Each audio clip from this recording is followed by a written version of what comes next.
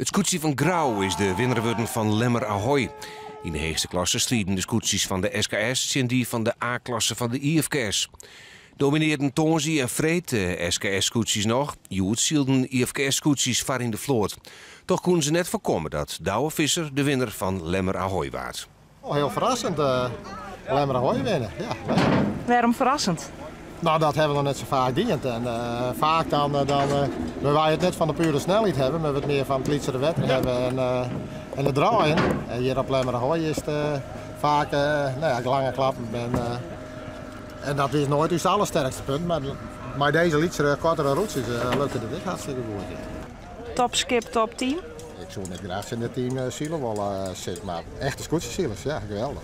Genieten daar, genieten. Grote verrassing van deze editie van Lemmer Ahoy is Jappie Visser van de Snekenpan. Hij debuteerde verleden jaar als skipper in de SKS, maar kwam onderin het eindklassement te lonen.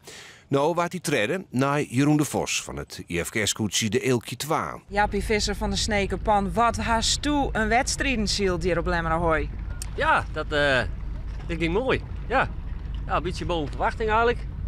Want de sprint, dat voelde wat oud. Dat voelde net oud, maar wie het nog heel lastig eigenlijk. De start die vinden we net echt onder controle.